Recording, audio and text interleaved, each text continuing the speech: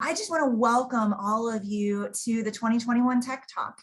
I'm Angie Baker. I'm the BLC director for MIBOR, and it has been my pleasure to work in the real estate industry for the past 16 years.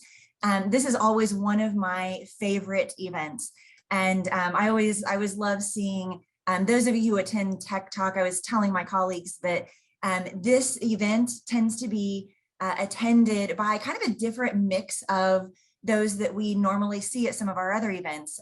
Those of you who are, kind of have that eye on technology and the advances in the industry. So it's really exciting for me to be able to bring this to you once again in 2021, even though it may look a little bit different than it has in years past. The BLC has offered this Tech Talk event since 2016, and it's evolved over the years as it should. So this year, we really need to reflect on how our industry is shifting. There obviously have been a lot of changes, both locally and as a whole, that we would be remiss if we didn't address and kind of call out where have we been, what have we learned over the last 12 to 18 months that can help inform where we need to go in the future. So this year, as we kind of reflect on those shifts and changes, we wanted to take the opportunity to share with you how MIBOR is positioning the BLC to continue to serve our members the business tools needed to operate in today's world and beyond. So to achieve this forward momentum, you will see a comprehensive review of kind of all our BLC listing service tools is underway. All of our technology offerings have been under review, and aligning with that next generation security efforts, efficient business workflows, and enhancements to our entire suite of technologies offered will carry us together forward. I want to warn you that you're going to hear that phrase together forward, not just throughout today's session, but in the coming months as we really key in on how do we take us. We don't want to leave anyone behind, right? We want to make sure that we are considering the needs of our membership as a whole, but with our eyes on the future and where are we going and how do we get there in the most effective way possible for the services that we provide to you and that we are committed to continuing to provide for you. So we want to begin today with a look at our market. I'm joined today from the speaking side by my colleagues, Tamara Flores, who is our Chief Innovation Officer, and Brad Coffing, our research analyst, who many of you have heard speak and are familiar with. And it's always a pleasure to have Brad involved in these because where are we without the market, right? We are the marketplace. And so where are we without the market and a really deep understanding of that market and how you're operating in these local conditions. So we're going to start with a brief overview of some of our local real estate trends and a national perspective from Brad. So Brad, you can take it away, my friend. Awesome. Thank you so much. Good morning, everybody. It's so wonderful to be here with you on this beautiful Friday. I thought we'd take a look at kind of where we are right now as we are in August, in the middle of August, which is just mind-blowing to me. We're on the home stretch in 2021.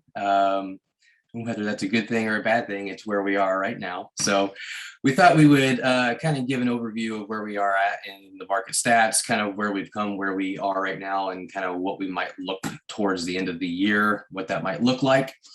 The other thing that I wanted to do is typically for these, I use a tool that all of you have access to. And so because this is Tech Talk, I thought it would be very important to show and illustrate the tools that you have at your disposal and how you can use them, how you can look at them, and how you can use them to empower your analysis of the marketplace when you are talking to clients. So with that, let's go ahead and jump in and we'll get to the first slide. So we're looking at the median original list price.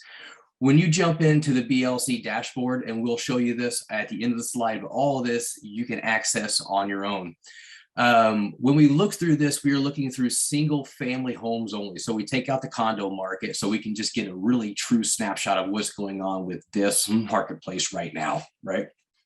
So one of the things that I like to talk about when we look at the market is what are the expectations of buyers and sellers? That's essentially what the marketplace is, right? And whether or not the expectations are being met, whether they fall short or whether they exceed. So when we look at the median original list price, this is the median price that homes are listed at in the marketplace in July, we're looking at $250,000, which is no change at all from June. One of the things that you may look at this and you may take away is that we did have a similar kind of plateauing experience in almost every year previous to this. So are we hitting kind of our cyclical plateau in the marketplace? And then would we rationally expect, prices to recede a little bit as we go into the back end of 2021 if it's a normal year? When you look at 2020, that was anything but a normal year at all. So now when we look from July on through the rest of this year, we really need to keep in mind how wild of a year and different 2020 was, because that back end is going to look very different. And we'll talk more about this. So the sellers are still setting the expectation of price in the marketplace. Let's jump to the next slide and we'll see if that's being met.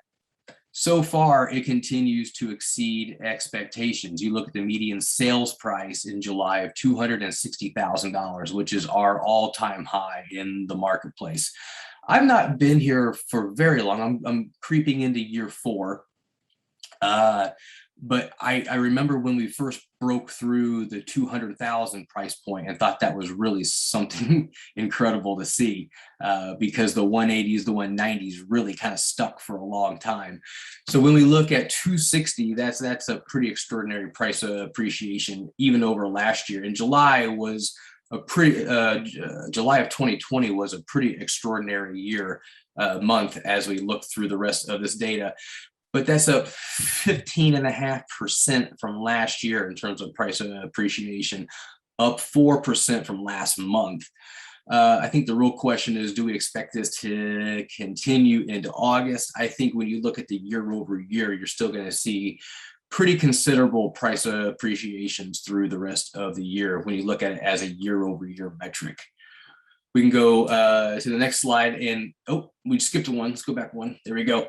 So we look at the percent of the list price that is received. So when sellers are coming to the market, they're saying, I think this house is worth X. So far, buyers are saying, I think it's worth X plus 1.6%, right? So we're still seeing an incredibly competitive marketplace. We're seeing, even as the inventory begins to shift a little bit, we still see that it holds being a seller's marketplace when we're still hitting over that 100%. And then the question is, do we continue to see this on the back end of 2021? As things begin to shift, things begin to open up, hopefully continue to open up. Do we see the emphasis and the competitiveness in the marketplace continue through the rest of the year? As we go to the next slide, here's one of the things that we wanted to show you that's going to be a change coming up in the market insights is the cumulative days on market. So far, the way that we've looked at this has been the average. So the average cumulative days on the market. One of the things that we started to notice, and this is something that we do often, is we go back and look at the data and we say, is this the best way to be able to show this? Is this the most accurate reflection of what's going on, of what you all are experiencing in the marketplace? Does this tell the truest story?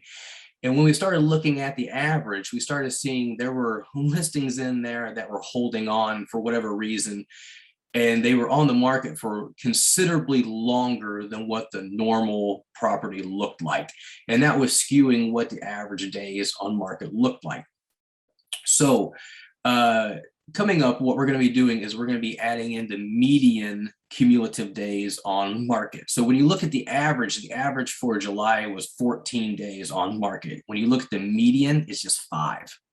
And one of the things that we noticed is when we started talking to people about this, When we said the average, people are like, yeah, that seems a little long. When we said the median, people are like, yeah, that really feels much more like where the marketplace is. The thing we're going to do is for a while kind of track both of these metrics and see how they change, see how they interplay, and see kind of where the market goes. But right now, so you're looking at the median that is the middle of the days on market. If you were to cut it right in half, you're looking at the middle, how long our property is on the market. So July was 5 days, still an incredibly fast-paced market out there. So if we go to the next slide, we look at, there's been kind of this talk, if you listen to kind of the national chatter of what's going on in the housing market, you're hearing from different marketplaces out there that people feel like there's a softening going on in the marketplace. The amount of offers that it takes to get to a home are a little bit less, a little bit easier to get to. In some of the marketplaces, you're seeing price appreciation slow down. I guess relatively, you could say there was a softening when you look at, we were at 0.5 months of inventory. Now we're at 0.7. Hallelujah, right? We're creeping the right direction. It's still an incredibly tight marketplace out there. Inventory is still incredibly low. Demand is still very strong. So it's a relative measure. Now, what we do look at when we see the other marketplaces is what might be coming towards us, because the indie market never really leads. We're never on the front end of whatever the trends are. So, we're kind of on the outer edge of the pond. So when the rock gets dropped in, ripples start kind of going out, and we are on the outer tier of those. So we will be looking to kind of, you really start seeing this in kind of the major metros, and then you see it in kind of the mid majors. So then we'll start looking to see what's going on with like Denver and Austin. We'll look to see what Raleigh and Charlotte's doing. Keep an eye, because then you'll see the Indies and Columbus and the KC start kind of following suit with that. So maybe we see a little bit of softening as kind of the economy opens up a little bit.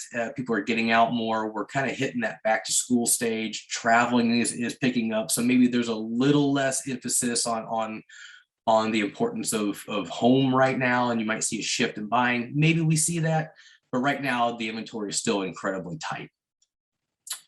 If we go to the next one. And this is closed sales. This is one of the things that people saw like, oh, maybe we are kind of softening a little bit. Closed sales in July of 2021 were down 6.8% from July of 2020. Let me preface with this. July of 2020 was the all-time high of sales that we've ever seen. It was an extraordinary month. June of 2020 is when the market really started kind of kicking back and roaring back in July. It really took off. If you look at previous years, so if you look at July of 2019, we're up 3.7% compared to that. When you look at July of 2018, we're up 8%, compared to that. So down from the all-time high, but still a really strong month when you look at it. I mean, July of 2021, don't read too far into it, because we were really up against a high number to hit, but the market's still very strong right now. If we go to the next, so here's your pending. So this kind of gives an indication of where we're going to be going, right? This is kind of the lead into next month's sales. Pending sales for July were up 2.7 over last year, up 3% from last month. So you still see there's a lot of demand pent up still. There's still a lot of buying activity. It's still a very active, competitive marketplace. And August should be a really decent month still. This is the story that we're starting to see a little bit of change in the active inventory. You can see the little bloop on the bottom, the hook starting to kind of change direction a little bit. As we looked at the months of supply going from 0.5 to 0.7, we're pointed the right way, at least in terms of a little adjustment in the market, of getting some more inventory, getting you more kind of at bats with being able to list, with more properties being able to move. We still have a long ways to go, right? We typically had thought about a balanced market of being somewhere between 5 months, and then it was like, well, maybe 3 months is really the balance. We're still sitting under 1 month, but we're kind of pointed on the upward way at least. So we start seeing a little bit more activity on the inventory side. It's not in that perpetual downward slope that we've had year after year after year. And if we go to the next one, so this is your new listing. So this is We've had consecutive months now in a row with positive growth in new listings. When you look at the 4,000 new listings that came on in July, and you look at the nearly 4,000 that sold in July, and then you look at the 4,000 pending in July, we're adding to the marketplace, but not nearly enough at a pace to keep up with demand, right? Our demand out there is still strong enough that we're chewing through the new listings. You do see it increasing the inventory a little bit, but we have a lot of room to be able to work with that still. There's a lot of room to grow to get back to anywhere near kind of a balanced marketplace, right? So pending fallouts, this is the other interesting one because there's a lot of things playing here.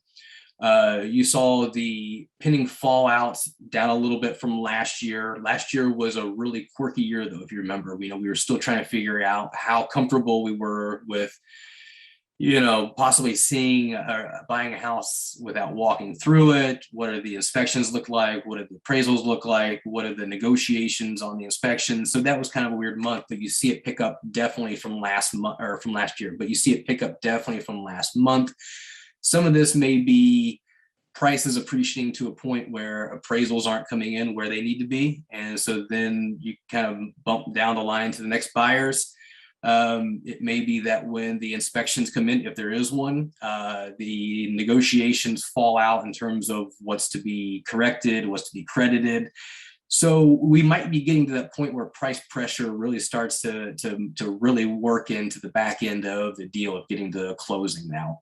So you might see a little bit more challenges, or you're probably experiencing more challenges getting from that offer to that closing. So when we look at year to date, kind of where we are at in the pace of things, right? Remember, the first half of 2020 felt on the year to date relatively normal because the first 3 months were so incredibly strong. April and May were abysmal, and then June, July really took back off again, right? So when you look at year-to-date closed sales, we're up 7.2% from last year, which is really great. That's strong growth. Remember, 2020 picked up big time on the back end from August through December. So in terms of an all-time high for sales, I think it's going to be really hard to top 2020 just because that back end was so big. I'm not saying we can't do it. I'm not saying it won't happen. It's going to be considerably more challenging considering what the back end of 2020 was. When we look at total sales volume, so we look at the dollar volume that occurred, previously 2019 was kind of the best year, and then 2020 set the new all-time high. Again, we're riding 22.2% above where we were last year. If the price appreciation month over month from August to December continue kind of in the pattern that they are, it's possible, it's maybe a little bit more plausible that we beat 2020 in terms of sold dollar volume. I think the closed sales is much more challenging to be able to hit, but because of that price appreciation, that year over year growth that we'll probably continue to see, we may top 2021, but again, it's going to be very close. So again, like I said before, this is stuff that you can all access. And I know that Angie and myself are more than glad. Sue, we can all go out, we can take calls. We're glad to meet with you. We're glad to walk through any of this stuff, show you how to use it, show you the ins and outs and the little things that you can do to kind of get a better look at the marketplace. We talk about the market as this big place, but really when you're talking to your clients, you're defining a very specific market in terms of geography or in terms of square footage or in terms of what the price point might be. You can narrow all those down by geography, by price point, by the size of the house. You go into the market trends tool here, which will be on the upper left quadrant, and you can really set your parameters for what your marketplace is for your client and give them a very good look at kind of how things are. So we're glad to walk through with that. So one of the other things that tool is something I use all the time. I encourage you to go in and play with it and to use it. We also pull a lot of data from the back end to break down kind of things that are a little bit more challenging to do. So this is is one of the things I like to look at. So this is just kind of where the shifts are in price points in the marketplace. So we took from 2015 through July of 2021, and we broke the sales down into price buckets by year, right? So what price bucket is making up a majority of sales in any given year, right? And you can see this continue shift into higher price point buckets as you move down, as you move through the years, right? So we see for a long time that 100 to 149.9 was a major part of the marketplace in terms of sales. You've seen that every year become a less in terms of percent of total sales. Then you see the 150 to 199 creep up as a greater share, and then you see it back off. And now you're seeing much more price pressures in the 200 to 249 and 250 to 299. One of the challenges that we're seeing in the marketplace is that the product hasn't necessarily changed. You're seeing the same house that would have fit in previous categories in years past now bumping up in price, which is really putting price pressures. Another way to look at this is when you break it into thirds. So we just say for any given year by price, what is the bottom third of the market, what's the middle third and top third, and how have those changed in terms of price pressures? When you look at that bottom third, you're looking at 10.2% growth annually in price appreciation. When you look at the third in the middle, you're looking at nearly 12%. Even that top third, that top tier of the price range has seen extraordinary price appreciation with a 6% growth annually. So definitely the bottom and the middle third being squeezed there. Some of the other things going on in the economy, we talk about kind of the supply chains and commodities and kind of what that's doing to the housing market, but also just generally the economy as a whole. For the longest time, one of the hot stories was the price of wood. People were going to extraordinary lengths to get stuff to be able to build with, or changing materials, or pushing building back, or really trying to negotiate a lot of pricing into the future. We've actually seen this come back a little bit more towards normal. So when you look at kind of that 2018 to 2020 range, you're looking at about $413 per 1,000 board feet. Beginning of August, you were at $542. I just checked it this morning, we were at $454. So you're seeing that part of kind of the commodity chain come back to normal, supply really kicking back up. Demand really hasn't let off, but we're beginning to hit. With the other story that we're keeping an eye on is price inflation. When we look at the consumer index, the consumer price index, we've had 2 months back to back of considerable growth. When I look at it, to me, the things that you see the most price pressures on make sense. They're rational considering what last year looked like. And remember, these are year over year growth numbers when you talk about it. So I'm probably in the more of the camp of the transitory inflation at this moment, where supply chains are at least beginning to look like they're working themselves out. Not all of them, but you see enough of them moving in the right direction. Consumer spending is still pretty strong. So you're seeing consumer demand in the marketplace. So in the near term, I'm probably team transitory, but again, we'll have to keep an eye on this and see how this plays out, because there's a lot of other things going on in the market right now and in the economy, and you can see things shift really any kind of moment. So one of the good things, so this is one of the things that keeps coming up is, 2020 pushed a lot of people into buying maybe earlier than they had planned to, right? So there's this kind of worry or concern that maybe there were purchasers, people who were going to purchase a home 18 months from now, that went ahead and bought because the interest rates were great. There's government stimulus, there's money in there. They had the ability to work from home. They were really kind of relatively economically untouched by kind of what went on. So there was a lot of buying. The good thing for this is that we have kind of the demographics in our favor for the near to midterm.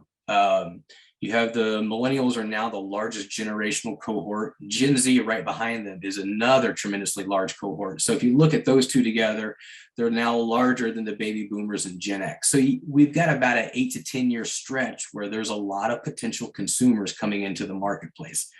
After that 10 years, there's a lot of questions, right?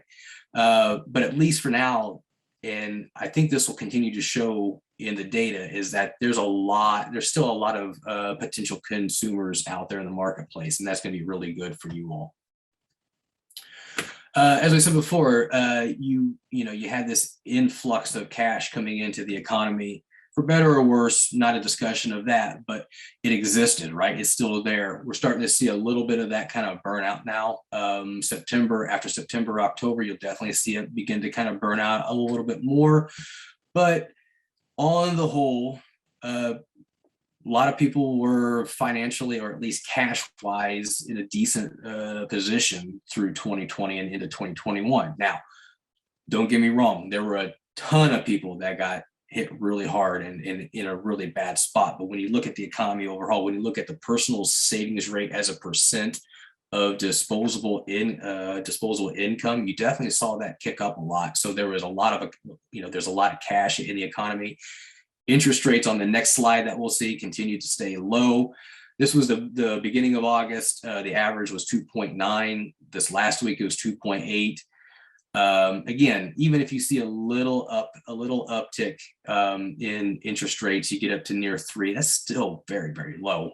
Still very desirable in the marketplace. And I think I might have, that's it for me.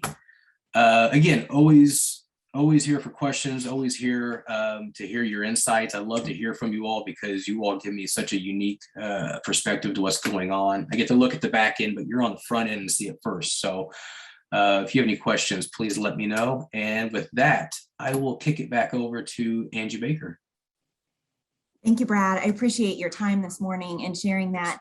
I know and I think we had a chat question pop up of, hey, I thought this was a technology session, right?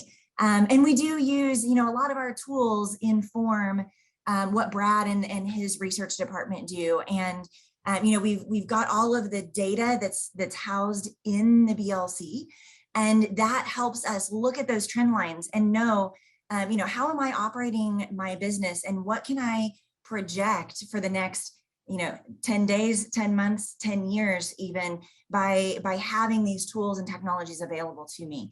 So that's one of the reasons that we like to have Brad part of this conversation, is to say, okay, yes, we collect a lot of data, and it's very helpful for you in your day-to-day business of looking for houses for your buyers and posting those houses for your sellers. But beyond that, how is this informative into how I run my business?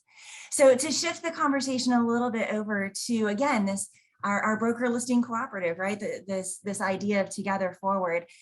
You've probably seen in the last few months that our look has changed. Over the years, we've really adopted this concept of our broker listing cooperative. And even though we might look like an MLS, we are a little different. We deem ourselves that cooperative because while we need those multiple listings to operate, we're really in the business of people. And cooperative better describes the force that drives the work we do together, both on our team and for those of you practitioners out in the field that are operating in the marketplace day to day. And so we feel that distinction in our name is an important one. We know that when we combine our efforts, we create something bigger than the sum of our parts. And that's a marketplace of professionals inspired to a higher standard of practice. So for us, inspiration is only achievable when each of our 9,800 members feels empowered by this organization behind them, right? And, confident in the resources that it provides them, that you're getting equal access to dependable and accurate data, effective tools, fair representation, and human-centric service. So the systems and processes we establish are designed to empower our brokers, to empower that collaboration for the betterment of our marketplace, and really to pull in that theme to move us forward together. So we're going to talk about that quite a bit in the tools that we're carrying forward and these concepts. So you're very familiar with the idea of an MLS or our broker listing cooperative. but oftentimes consumers don't understand the BLC. And that's both a problem and an opportunity. And we have a campaign that you have access to help inform your consumers, especially sellers who are saying, why do I need a realtor with the market moving? I mean, Brad just showed us that inventory is low, sales are high. We're hearing that value proposition challenged all the time, right? Why do I need a realtor when I can put a sign in the yard? I can throw something on Facebook. So sometimes there's a challenge to the value of having our members in the middle of that transaction. So there is a campaign that's available on our website. I'm going to play you just a quick video as a sample of these resources available to you. I want to make sure I can switch my screen effectively here. It is a technology session after all, so I better be able to manage the technology. But this campaign is called In the Know. There's some videos, there's some social media content, and lots of other resources for you to tap into. So this is a real quick 1-minute video. Enjoy it with me as we play through this sample. So, you're thinking of selling your home? How do you find buyers? How do you determine the right list price? Your real estate agent, using their membership in the Multiple Listing Service, has the answers. See, the Multiple Listing Service is where real estate agents representing home sellers collaborate with real estate agents working with home buyers. When a seller's agent places a listing on the Multiple Listing Service, it gets in front of nearly every agent, working with nearly every active buyer in the market. Most home listings are then sent to public home search sites and apps. But this network of relationships, it's how transactions happen. Oh, and that list price? Your agent will use the Multiple Listing Service to access the current and historical home sales information needed to help you make a smart decision. The Multiple Listing Service provides the reliable information and access to buyers that are critical to any successful home sale. The Multiple Listing Service. It's how you and your agent are in the know.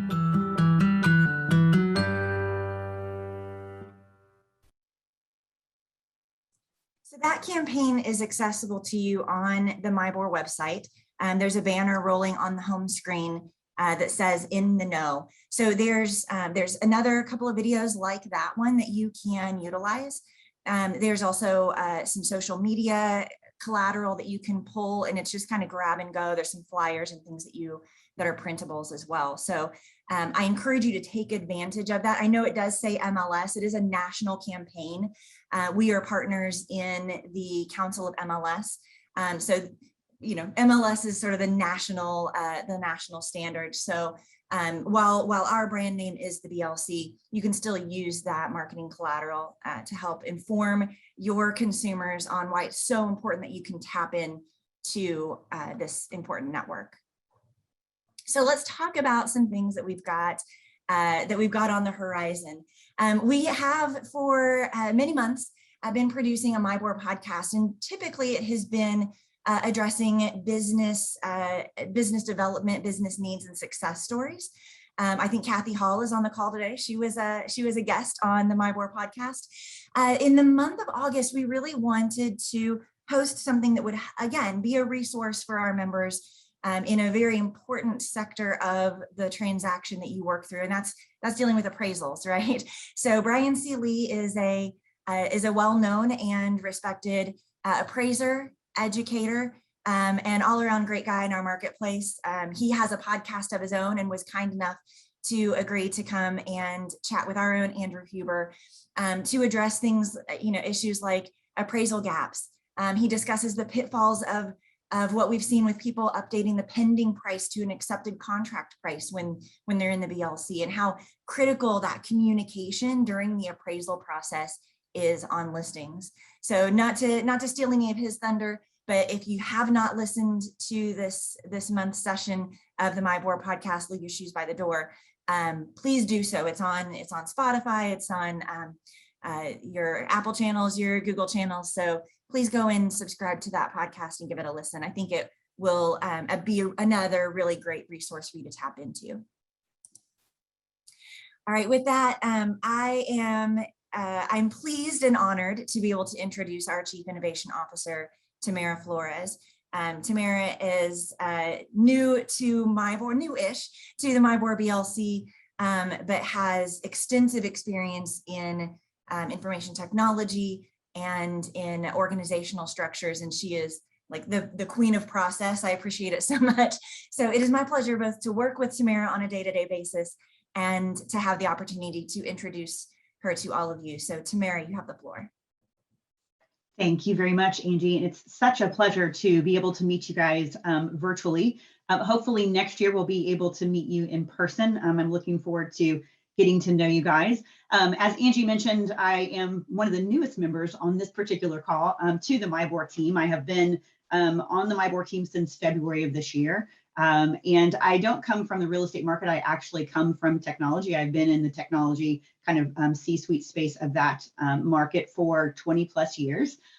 So one of the things that Shelley really thought was important, and the reason why you see Angie as our BLC director and then me with more of a technology background, is that we understand that things are changing. The way that we have run and operated MIBOR historically need to continue to grow and evolve. And for those that are on this call, I'm sure you understand that because you understand technology and that it's not sitting still, that it's actually moving forward at a very rapid pace. So since coming on board, it has been very exciting. As Angie mentioned, we have had the opportunity to really look at each of the products in our kind of suite of products that we offer to our members. And that process is still ongoing. So we're going to talk about that throughout the rest of this particular event and hope that you'll be excited by what you're seeing. And again, if you have any questions or comments, always feel free to post those in the chat as we're moving through. Even though this is kind of a virtual event, we want you to be interactive as much as possible. So feel free to do that. So Together Forward for us, as we've kind of talked about throughout, is really not just about the BLC, but also for you guys, right? When we're looking at technology, we are looking for where we're going, where the market is going, where technology is going. And we're trying to align all of those concepts into one singular roadmap that will carry us forward into the future and ensuring that all of our members have the opportunity to be successful no matter what happens in the marketplace. So Angie, if you can go to the next slide. One of the areas that we really know we need to focus on is our member portal. For those that kind of know this year, it's been a little bumpy. We did move to a new platform in the fourth quarter of 2020. And as we did that, we noticed there was a couple of opportunities for us to get better. We have kind of worked through those things as we've moved through this year. And one of the things we recognized really early on is that the platform that we're on today is not conducive for our members and for kind of where we're going. So we're back at the table and we are looking at some really great platforms that are going to accomplish several things for us. And we hope that you'll be excited. So not only in kind of making that experience for you to pay your bills a more pleasant one, we are really kind of shifting our methodology for how you interact with MIBOR. And our member portal is going to be really the central spot for how you do that. So our association portal, one of the things that we're doing is we're going to be bringing in our single sign-on platform. We're going to be bringing in some of our communications, all of our kind of the way that we kind of get you information and Realtor Weekly, how we're talking to you, your ability to, for those that are managing brokers, to manage your firm and kind of all of the people that are making your office successful as you're out doing your everyday work, and bringing that into one holistic kind of conversation in a single platform. We are also focused on getting that platform to you on multiple platforms so you can use it when you're out in the field on an iPad or a mobile device. And again, looking at how we take what we've been delivering to you from a technology perspective and bring that to the forefront so that you can get to that immediately from that member portal. So we're kind of moving through space and time very quickly. And we know that this year has been a little bumpy for you and hope that you will continue to hang on and provide great feedback as you have done this year. And that you're going to be excited about what you're seeing coming forward here in the next couple of months. We hope to have that member portal up and running and available to you probably in the beginning of next year, and very excited about where that's going to take us. Another really kind of key point to think about when you're looking at our member portal is the data that is all about you. right? One of the things that we do is we provide data to consumers. We provide data to your peers. And that member data, which is really your contact card, is housed in our member portal.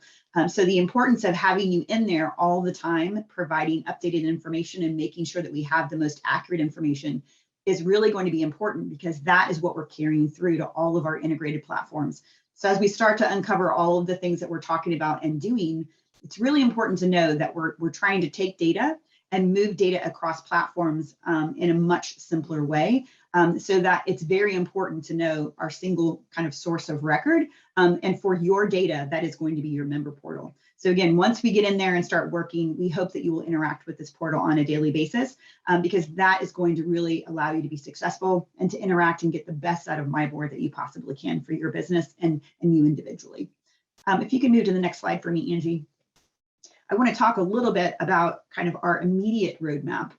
We are really focused on developing our 3 to 5 year roadmap, but we have an opportunity right now because all of our major contracts are coming up next year. And so for me coming on board with MIBOR, I've had an opportunity to look at all of them, not only individually, but also as a combined ecosystem that you guys interact with on a daily basis. So very exciting to say that we do have a showing platform that is very near to being able to talk about. We're still kind of going through our contract negotiations, but we're very, very close. And it's important to know that MIBOR really has understood that a showing platform needed to be part of our ecosystem really early on. And unfortunately, with everything that's kind of happened this year, we've had to expedite that and really focus on it, because we know that there's a pain point that exists today due to some of the shifting and changes in the marketplace. So we've moved that forward, and that's been really one of our primary focuses for this year, and are very close to getting a showing platform out to you in your hands that we think is going to really be a game changer. And it really starts to set up our conversation for next year. It's fully integrated, agnostic, and I know Angie's going to talk about it, so I'm not going to steal her thunder, but we have so many great things going on here, and just want to make sure that you understand that this is a piece of the puzzle, right? What you see here are puzzle pieces, because they're not individual thoughts. They are all connected. We understand the importance of using our data, what Brad spoke to, and the ability to really understand our marketplace and empower you with data is at the very center of what we're doing. And really that consolidation, right? And how we bring that data into all these different platforms and make them very viable and valuable to you as our member. So on top of showing, the next one we're going to talk about is really our lockboxes. And again, I'm not going to stay on this one because Angie's going to talk about this to a great degree, and I don't want to kind of be duplicative of what she's going to talk about. I want to let her kind of shine in that area. But our lockbox contract is under review. We've got a lot going on here. You're going to hear a lot about this as we move through the remainder of this year. And again, that single sign-on as part of our member platform, as part of moving our kind of ecosystem forward and bringing that to a place where you can interact with single sign-on and get to these applications in an easy way is part of this puzzle piece that's going to get us through the next several months. And then finally, but of course, probably one of the most important things because of what we do is our listing platform. And we have been actively looking at where we're going. And we've been evaluating the product set that we have today and trying to evaluate if that's really working for you, where it's not working for you, where it's falling down, and how we move forward with this data ownership concept of how MIBOR can really protect the asset that you guys are maintaining and building on an everyday basis. And you can carry that forward on multiple platforms so that it's the most advantageous, the most beneficial to you as a member. So I think finally, just to kind of set up the next little bit of this conversation, Angie's going to dig into a lot of these little puzzle pieces, and she's going to talk about what we're doing and how she, as the BLC director, is kind of moving this forward within our committees and helping to keep our focus on what we're building for you as our member. So Angie, I'm going to kick it back to you. Thanks, Tamara. So yeah, as Tamara mentioned, the BLC Technology Committee prioritized investigating providing a showings platform as a member benefit. And that was on the agenda for 2021 before 2021 happened. But in light of that announcement that Zillow intended to purchase Showing Time and the subsequent flood of new offerings and new services that came to market, we reviewed several. which demonstrated the functionality level that was important for us to carry forward. And while we want to maintain that broker choice within our marketplace, we've also got to be mindful of the potential for market fragmentation if there's a lot of overlapping platforms in use in the same local area. So as Tamara mentioned, we found a partner that we think will be a fantastic truly partner for us going forward. It will be incorporated into the MIBOR BLC services as a member benefit beginning in Q4. An official announcement is forthcoming. Details will be coming, I would say, within the next probably couple of weeks. We're finalizing all of the details on our end and the timeline for implementation. But please, I just want to reiterate, rest assured that the partner we have chosen is primed to provide best-in-class technology, the ability to integrate with other solutions that you use on a daily basis. And that requirement was at the top of our list as our committee evaluated products and ultimately put forth this platform. So I'm like, if I could tell you all the things today, I would, but Tamara would mute me. So that is a deep discussion for the coming weeks. And again, as someone who's been in the mix and part of that process for many years, this is a conversation that has come about in previous years and was just never a viable for us to carry forward. And so it's really exciting that as crazy and all the ups and downs that we have had over the last couple of years, this has certainly turned into a situation where we get the opportunity to provide an additional service that we've wanted to for a long time. So with that, stay tuned for more. Please watch your communications channels because you will be hearing some information coming soon. The other major topic on our radar is lockboxes and cooperative entry.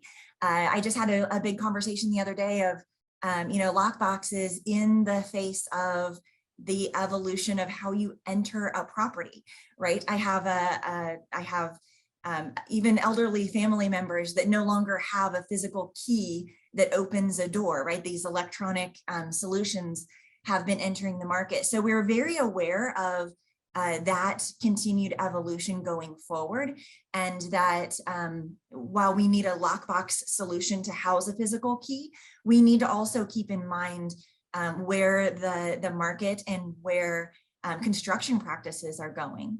So I do want to play just another real quick video highlighting some of the features and functionality that are coming with our current offering, which is SentryLock, of course. So let me switch my screens here real quick and get this going for you.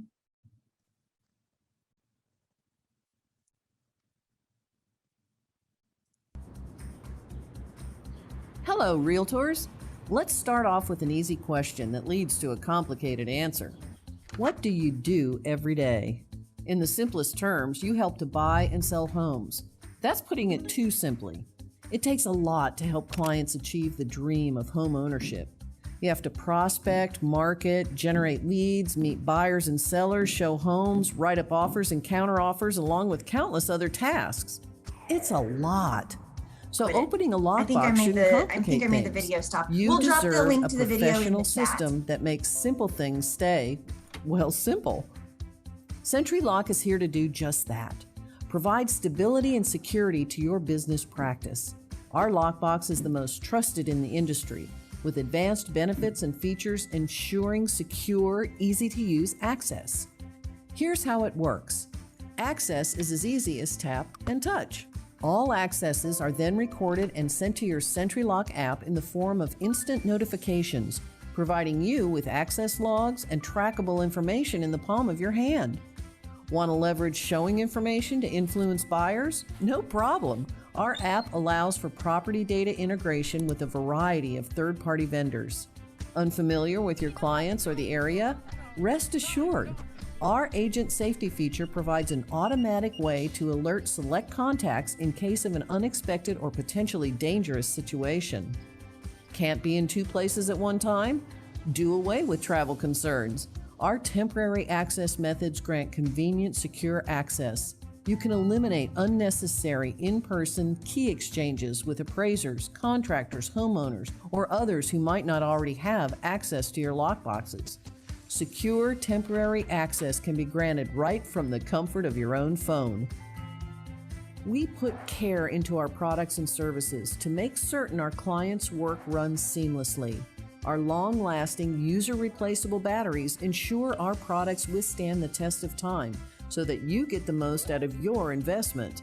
Our products are built strong with tested assurances, so no matter the external forces, our lockboxes will do what they were designed to do. SentryLock is the official lockbox solution for NAR with an unwavering goal to deliver a world-class customer experience. Realtors across the country are using SentryLock to help their businesses. But don't take our word for it. Hear what our clients have to say. What's the first thing that comes to mind when you think of SentryLock? Uncomplicated. It's just easy.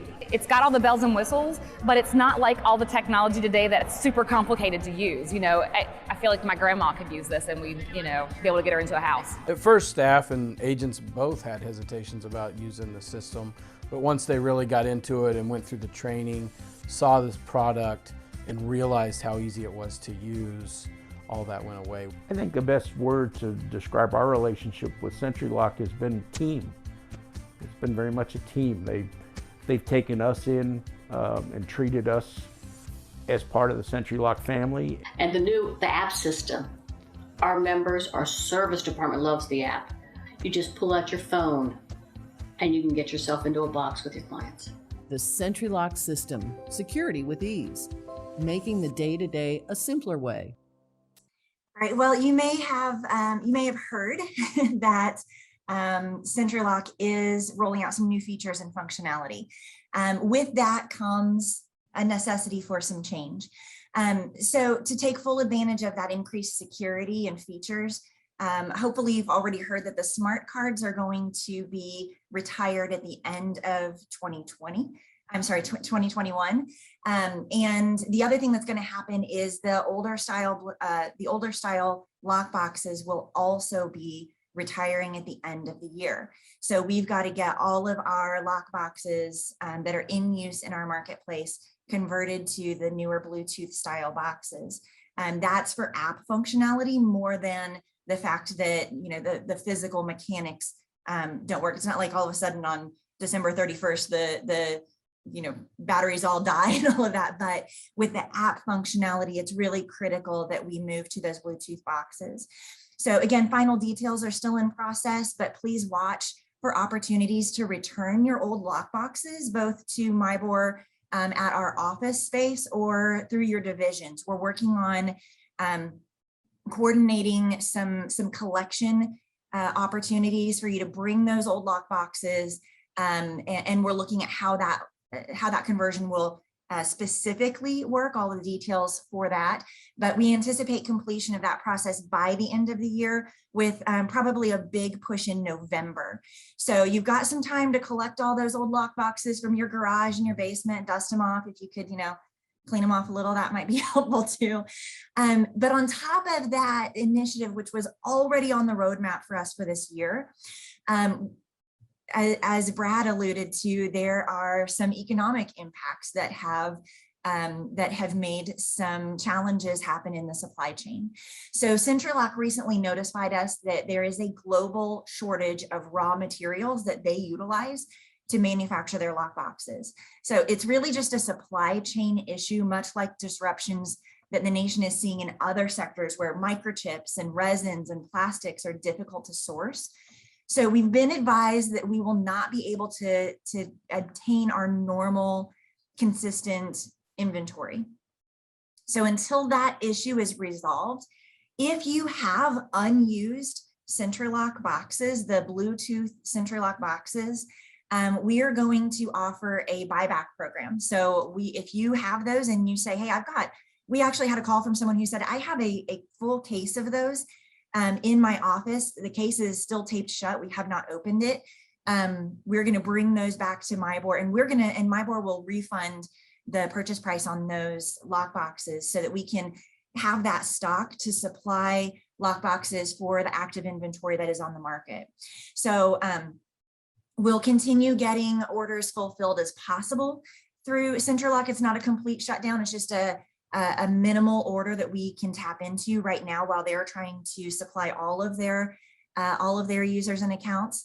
So if you have those new unused lockboxes, we do ask that you let us know ahead of time. You can email membership@mibor.com and let us know that you have boxes that you want to return to us so that we can resell those to other members who have active listings.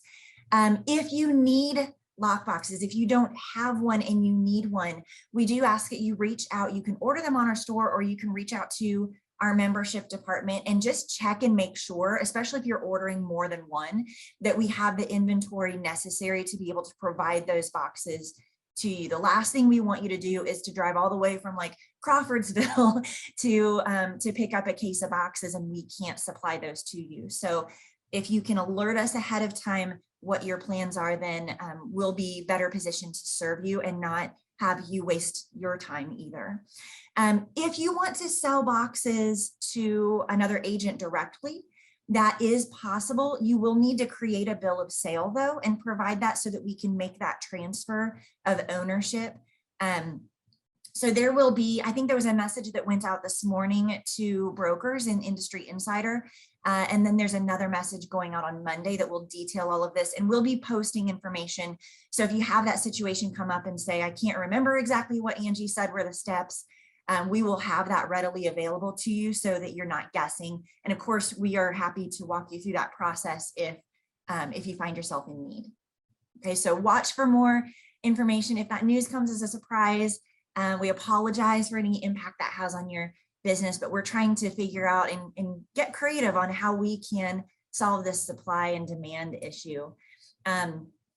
Yeah, so Dee just asked, hey, the pricing, the purchase price that we sell those to you for is what we'll just refund that same price. So you're not at a loss. And we're not at any particular gain.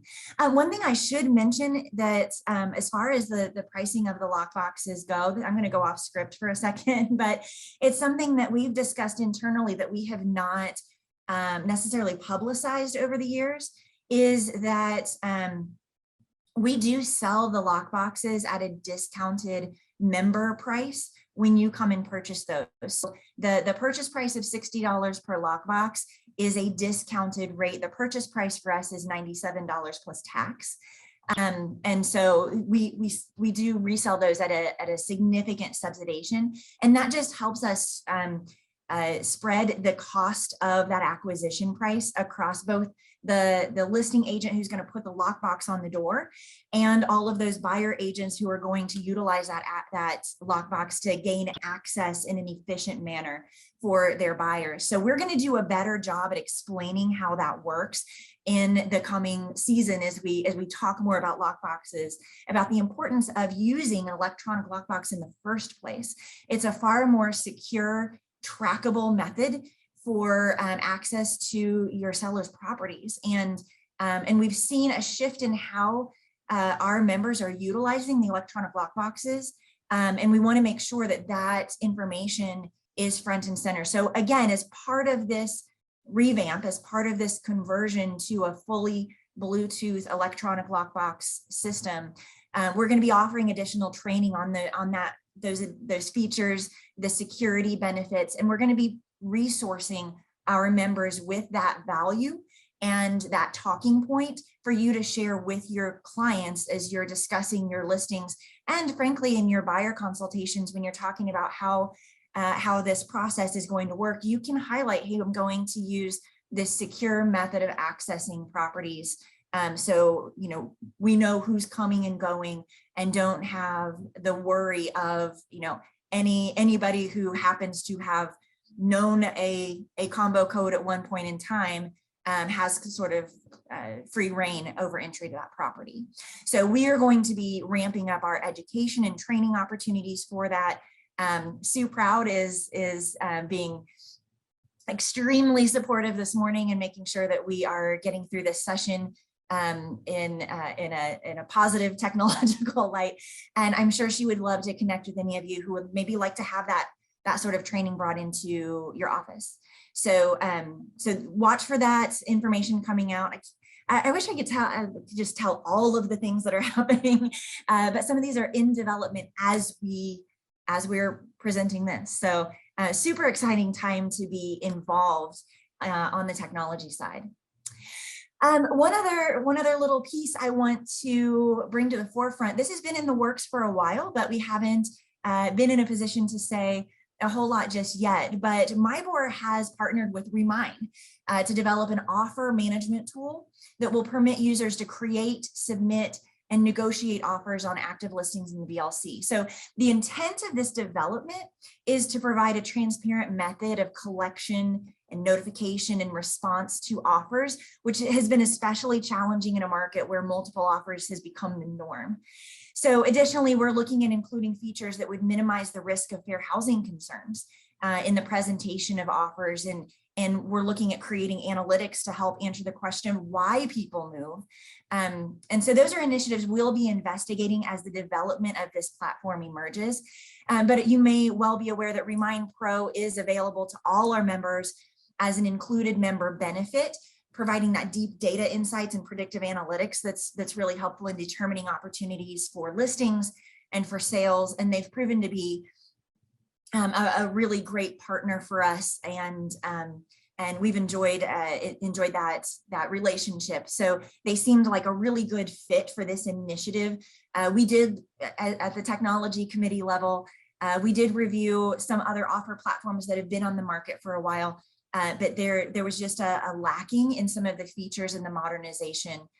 So we took a little bit different track than what we've approached in the past in partnering with a company that does not have a current offering, but is willing to develop it, and for us to have a seat at that table and really help inform, what's important to us and our members as it's created.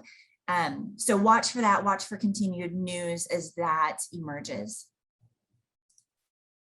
So we mentioned a change in our approach to how we handle single sign-on. You're used to your BLC dashboard, right? You go to the MIBOR.com, you click on BLC login, you sign in, and then all of your tools are presented on that dashboard. And we recognize that a seamless workflow is necessary for ensuring the tools you depend on are easy to get to when you need them. But what we're finding is, keystroke recognition and geolocation have an expiration date as we become ever more mobile. So keeping your industry tools secure while maintaining your ease of access is really top of mind here. In terms of, all of your mobile devices using biometrics and facial recognition and voice control, and we don't know what that next innovation is going to be.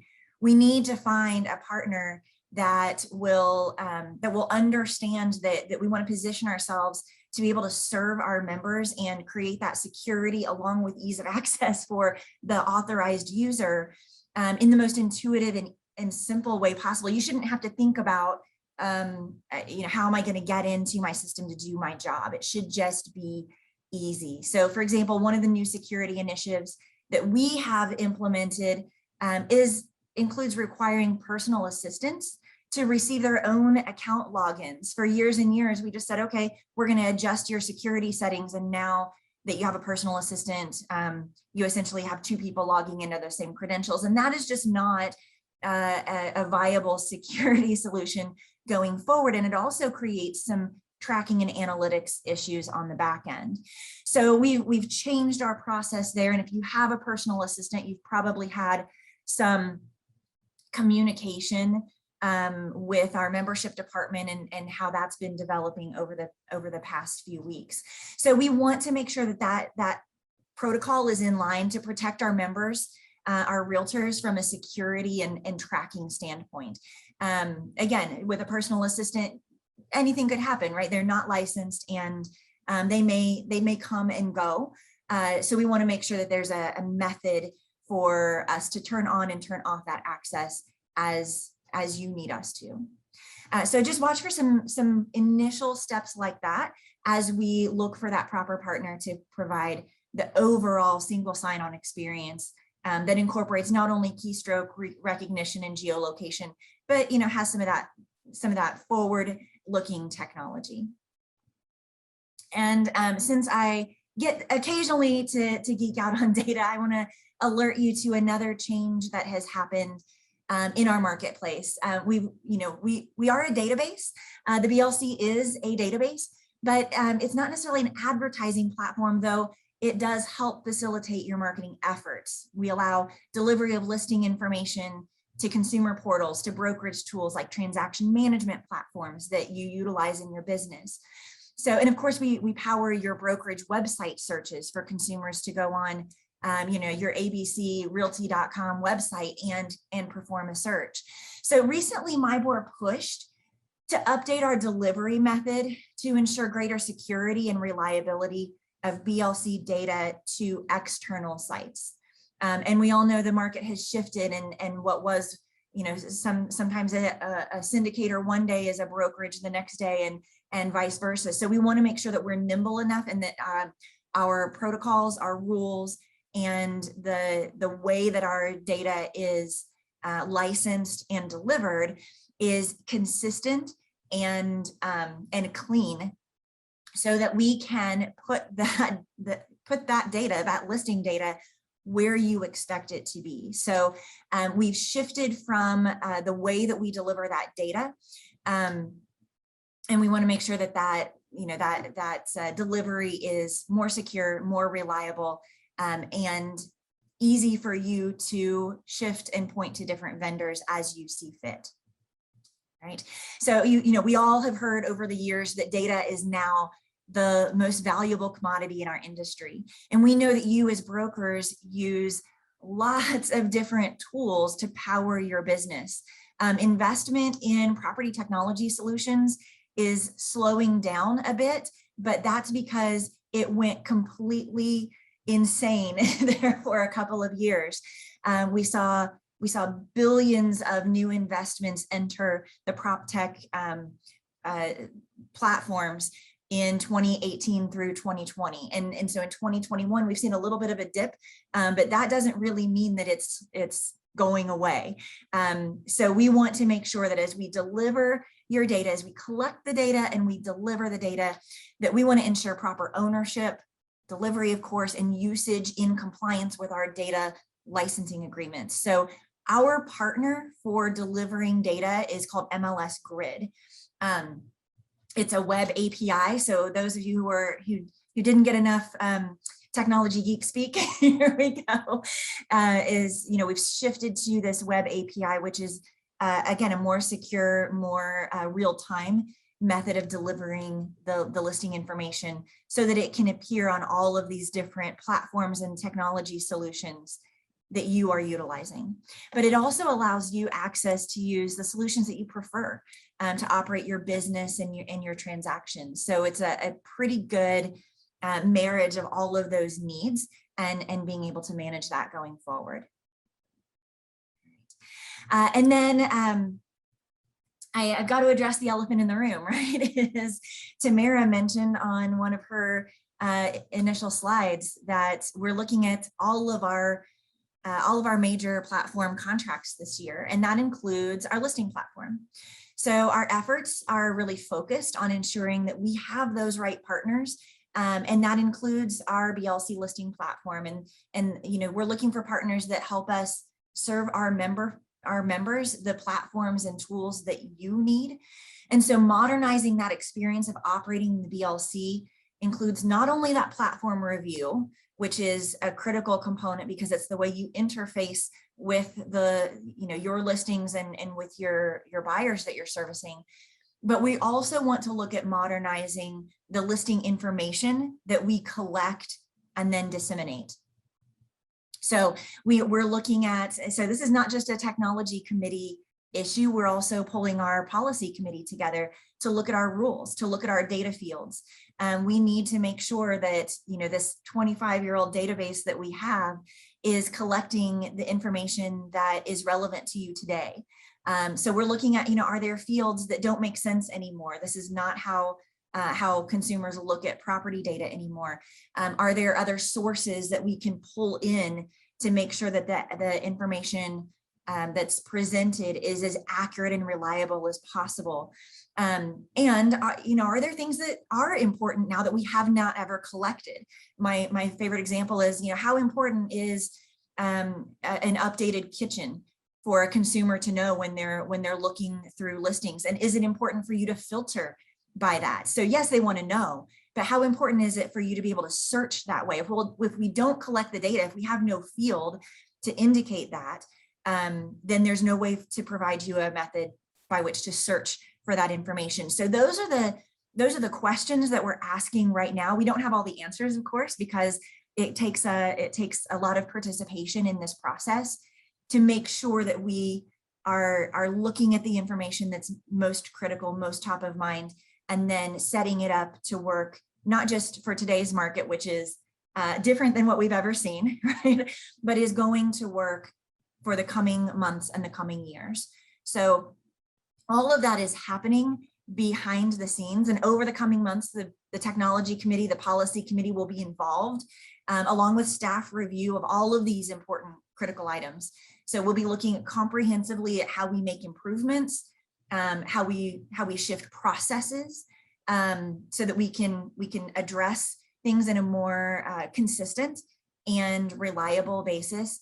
And we want to make sure that the information that you rely on to do your business every day is timely, accurate, and reliable. And if you ever sit in on any session with me, you'll get those 3 words over and over. So pardon me for my consistency, but those are really the legs that we stand on, that 3-legged stool we stand on, as far as a data perspective goes. So I think I have talked fast enough to make up some time in our session today, and I'd love the opportunity to just have Tamara kind of wrap us up and put her final thoughts in here. Thank you, guys. Thank you, Angie. Before I move on, we had a couple questions that I want to address real fast. Mark had a question about Central Lock and kind of why we would choose this year to eliminate the Central card. And unfortunately, we didn't really choose this year. It's been coming, right? We've been talking about this for a long time. This is a security concern for our industry because that card can be lost or misappropriated and therefore give access to someone's residence that maybe was not intended. So this has been on the roadmap for a while. It just happens to be hitting this year.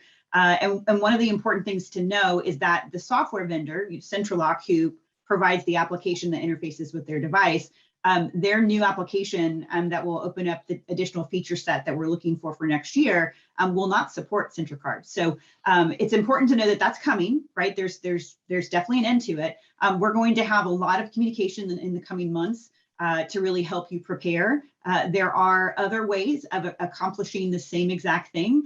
They're just going to probably require a little bit of training and some knowledge transfer. And we are going to really be there to hold your hand and go through that. We understand this is going to be a big change in our market and that you guys have relied on this particular tool for a while. But I can assure you our staff understands the importance and has been working very diligently with our vendor partner to ensure that there is a great solution and one that's going to work for you. And, Angie and Sue are going to be out there really helping you guys get comfortable, providing additional training, and we'll help get you through that change. Although we know it will be somewhat abrasive, we ask for your grace and your participation as we kind of move forward and kind of eliminate this particular security risk from our marketplace.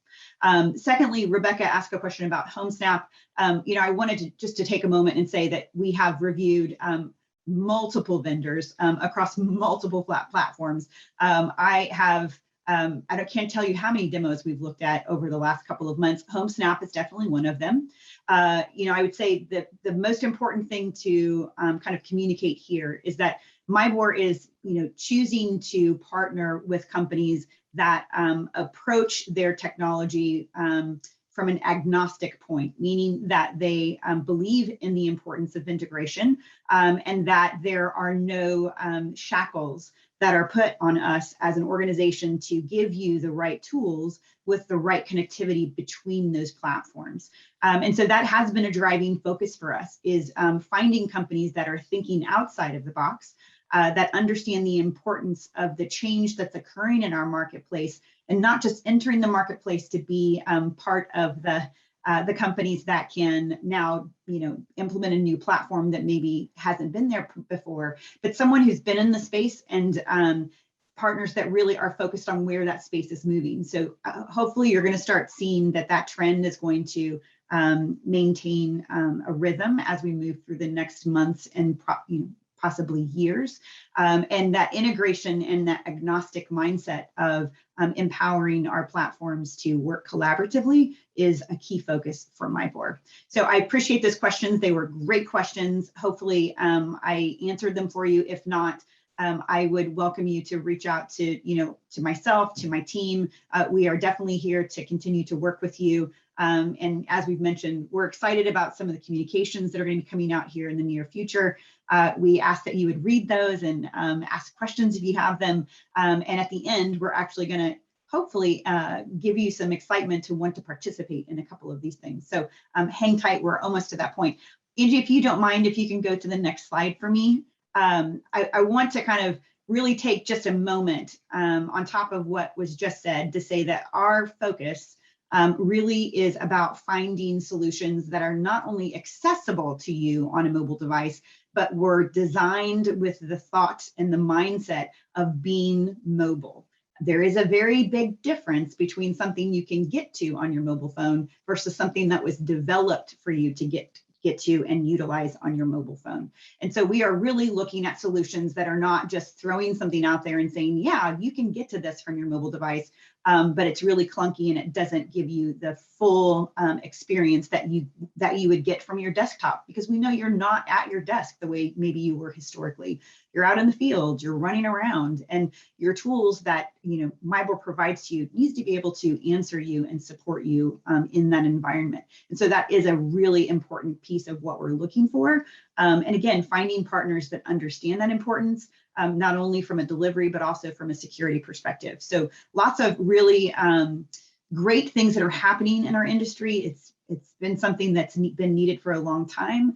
And MIBOR is really focused on, again, finding those partners that are really going to set us up for success, because ultimately that's your success, right? We understand the importance of technology, as do you, because that's why you're here. This is a tech chat, and hopefully, I'm not the only geek in the room. I love technology. I get up, I sleep, eat it, and breathe it.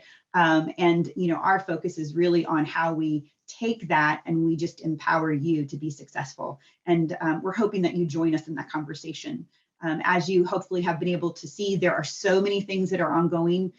We work very closely with our committee programs to make sure that we're getting member feedback and member participation, because that's a huge part of what we take to the table when we're talking and saying what makes the most sense and what is the best fit for our market and for our members. So we would always encourage you that when there's an opportunity to get involved, that you are getting involved, because without you, it's very difficult for us to hit the nail on the head. And we are here to really champion your success.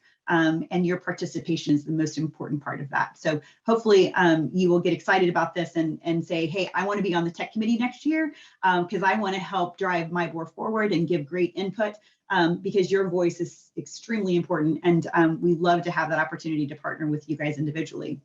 So as I mentioned, you being here is proof that this technology conversation is a relevant one and is an important one. And we understand that. It's our bread and butter. What we're doing really is for you and with the intention of setting you up for success and making your life simpler, right? That's what technology should do. If it makes it complicated, then to me, it's not working. Our job is to find technology that makes it easier for you to do what you need to do every day, and in a way that you need to work to be successful.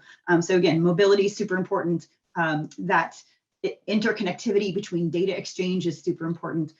Simplification of or consolidation of platforms is extremely important to us. And hopefully you'll start to see all of those patterns start to evolve here in the coming months. So we're really, really excited about that.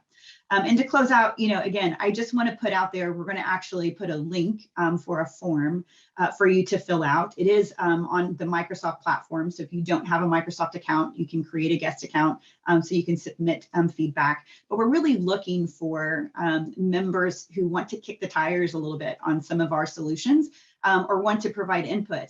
And hopefully, again, that's why you're here today. So if you want to participate in that process, as we were looking at our listing platform and some of the other things that we're doing, and you say, hey, I want to help kind of really vet out or confirm that we're making the right choices, we would love to hear from you. So take a couple of minutes. It should take less than 90 seconds to put in your information. Sue has provided that in the chat. And I would encourage you to fill that out if you are interested at all. And it's just been such a pleasure being here today. Hopefully you took some good things away from it. Again, love to hear your feedback. Looking forward to the next one being in person so that we can really demonstrate some of these things, maybe in 3D, or we'll do kind of more of a virtual session where you guys can really get into the tools. But thank you for making time. We understand that your time is important.